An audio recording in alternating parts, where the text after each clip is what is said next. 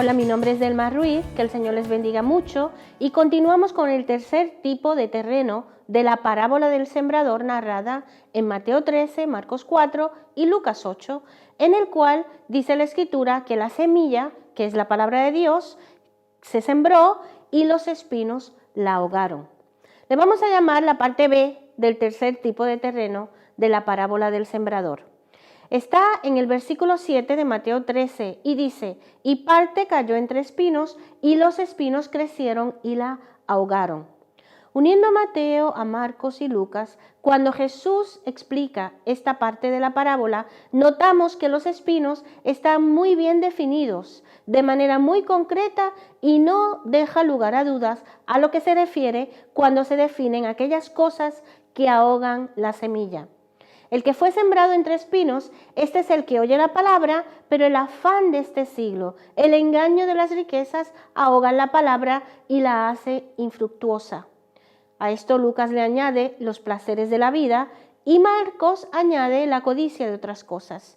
Pero antes de continuar, vamos a repasar brevemente lo que ya hemos dicho acerca de este tipo de terreno y de los espinos que ahogan la semilla sembrada.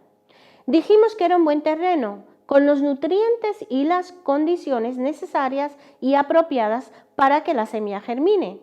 Tan bueno era este terreno que incluso las malas hierbas y espinos crecen en él.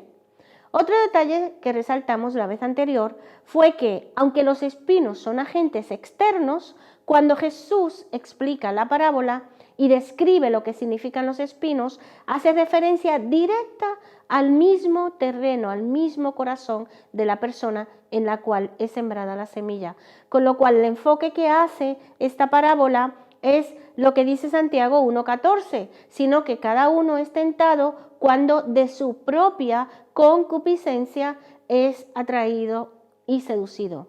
Esto no le quita importancia al hecho de que los espinos son agentes externos y también debemos entender esta realidad y atenderla. Podríamos deducir que el antídoto para estos malos espinos, o sea, las armas o herramientas para contrarrestarlos, son el fruto interno del espíritu: gratitud, gozo, paz, sencillez, contentamiento, humildad. Y esto nos ayuda y nos alumbra a la hora de saber qué áreas podemos trabajar o fortalecer en la vida de nuestros niños y jóvenes. Esas son las buenas semillas que quiere ahogar el maligno, el fruto proveniente de Dios, el fruto del Espíritu, las cosas buenas que Dios nos ha dado como criaturas suyas. ¿Para qué? Para que los niños se desarrollen como personas contrario al fruto del Espíritu, llenas de ansiedad, llenos de agobios, temores, anhelos innecesarios, desconfianza en su entorno familiar, que lo que hace es que los lleva a una independencia pero insana. El intento del enemigo, y ahora más abiertamente que nunca, es distorsionar el desarrollo de los niños y jóvenes de tal forma que tengamos niños con corazones, experiencias, actitudes e incluso pensamientos de adultos. ¿Con qué fin? Con el fin de que pierdan la niñez y, como dice la Escritura, no puedan ver, no puedan percibir, no puedan recibir a Dios ni en esta tierra ni en la eternidad, como dice Mateo 18:3. Si no os volvéis y os hacéis como niños, no entraréis en el reino de los cielos. Y la intención del maligno es esa: truncarlos para que realmente no maduren, que siendo pequeños en edad se sientan o se crean adultos sin serlo, pero al ver truncado ese desarrollo de una forma natural y saludable, crecen como adultos que perciben el entorno y responden a él de una forma infantil. Pablo dice en Corintios: cuando era niño, hablaba como niño, juzgaba como niño y pensaba como niño. Y esto está justo en Corintios 13, que antes describe una forma madura, equilibrada de amar. La parte anterior llegamos solo a empezar con el primer aspecto de los 4 que mencionan los evangelios cuando definen los espinos, y se refiere a estos espinos que ahogan la palabra. El primer espino que nos menciona es el afán de este siglo, y según la Real Academia Española, el afán es esfuerzo, empeño, deseo intenso, aspiración de algo, apuro, aprieto o necesidad extrema prisa, diligencia o premura, trabajo, esfuerzo. Y afán, entre otras definiciones del diccionario, dice es un anhelo vehemente de ser, de tener y de pertenecer. Y estamos en la tarea de dilucidar un poco en este tema tan amplio estos tres aspectos del afán. A nivel filosófico y psicosocial hay mucho escrito acerca de la necesidad de ser, de tener y de pertenecer. Nosotros nos vamos a ir a la escritura para ver qué podemos aprender al respecto. Y encontramos que tiene exactamente las tres tentaciones que le hizo Satanás a Jesús en el desierto y las mismas con las cuales tentó a Adán y Eva en el huerto del Edén. Hemos hecho como un paréntesis dentro de la misma parábola para observar un poco las formas que utilizó Satanás, el espino mayor, la mala hierba mayor, para tentar a Cristo y también a Adán y Eva, ya que son las mismas estrategias que utiliza a través de toda la Biblia con otras personas y también con nosotros y con nuestros niños y jóvenes, entendiendo que es de vital importancia a la hora de ayudarlos a ellos para que puedan identificar y entender cuándo están siendo tentados y cuándo los espinos quieren ahogar la palabra que se ha sembrado en sus corazones y puedan responder apropiadamente. Pablo exhorta en 2 Corintios 2:11 para que Satanás no gane ventaja alguna sobre vosotros, pues no ignoramos sus maquinaciones. Y con la parte de la definición de afán, la primera parte que dice anhelo vehemente de ser, hablamos de ello en la clase anterior uniéndolo a la provocación que le hizo Satanás a Jesús, si eres hijo de Dios. Y cuando le dijo a Eva, serás como Dios. La misma persona engañosa de todos los tiempos en una oferta nefasta, una trampa mortal, llena de sensaciones pasajeras y terrenales, dada la necesidad de ser humano, de ser alguien. Las películas de héroes no son más que una manifestación de esta necesidad de ser que todos tenemos dentro de nosotros, de estar por encima de la norma, de hacernos notar de alguna forma, tener todo el poder, ser el más fuerte. Y dijimos que nuestros niños y jóvenes también están siendo constantemente tentados a definir, a demostrar quiénes son. Y que nosotros deberíamos dentro de nuestras familias, en la iglesia, de forma saludable y a través de las historias bíblicas, ayudarles a desarrollar su identidad en Dios, fundamentados en la Escritura y fundamentados en Dios. Ya vamos con la otra parte de la definición de afán que hemos seleccionado del diccionario. La segunda tentación de Cristo está íntimamente relacionada con parte de la definición secular de la palabra afán, y es cuando dice el afán de tener. Y Satanás le dijo a Jesús, todo esto te daré.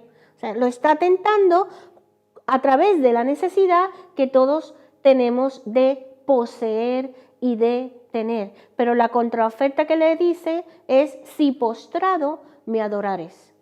Me parece a mí uno de los más terribles atrevimientos de parte de Satanás registrados en la Escritura.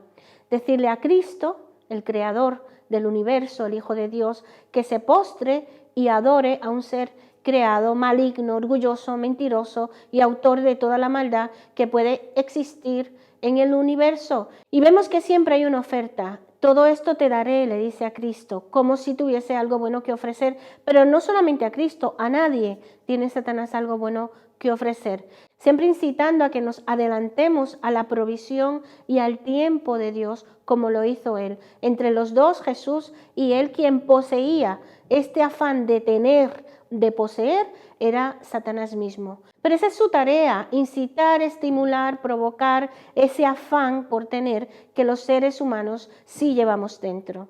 Esa tentación de mirar lo que nos falta y que nos lleva a anhelar y a quejarnos constantemente a pesar de todo lo que tengamos. Nuestros niños y jóvenes se enfrentan cada día estas tentaciones y somos nosotros quienes deberíamos ayudarles a identificarlas y ayudarles a que puedan tomar las decisiones correctas a pesar de los espinos que hay en su entorno y a pesar de su propia naturaleza de pecado.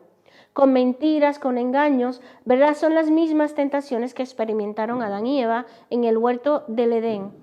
La oferta a Eva fue, Serás como Dios, conociendo el bien y el mal. Y evidentemente es una tentación para nuestros niños y jóvenes, ser ellos mismos quienes definan, y la mayoría de las veces son los amigos o los medios los que definen para ellos lo que está mal, ni siquiera, no siempre es un criterio propio. Y dice la Escritura en Génesis 3, y vio la mujer que el árbol era bueno para comer y que era agradable a los ojos y árbol codiciable para alcanzar la sabiduría, y tomó de su fruto y comió, y dio también a su marido, el cual comió así como ella. Es lo mismo el engaño, los placeres de la vida y las codicias de otras cosas. Es el afán. Si nosotros vemos todas las cosas que motivó a Eva, es la misma tentación con la cual Satanás quiso tentar a Jesús. Las definiciones de lo que es el afán. Por tenía miles de árboles de los cuales podía comer, pero el engaño la llevó a fijarse en uno solo, en aquel al que Dios le había dicho, no comas de él, de este fruto. Esto es para que veamos que son los mismos espinos que ahogan la semilla en la parábola del sembrador. Son los mismos espinos que tentaron a Eva y los mismos que intentó Satanás utilizar para tentar a Jesús. Entre otras cosas, Eva tenía más de lo que cualquiera de nosotros tenía, porque estaba en el Edén. Entonces tenía mucha paz, sosiego, calma, tranquilidad, armonía, comunión con Dios, con la naturaleza, comunión con su marido. Entonces vinieron los espinos de la rebelión, de la codicia, de los placeres y ahogaron todo eso que Dios le había dado, generando ¿qué? Lo que hemos dicho, que es lo que el enemigo quiere generar en la vida de nuestros niños y jóvenes. Ansiedad, temor, sentido de desnudez, de que le falta algo, contiendas, enemistades, iras, enojos.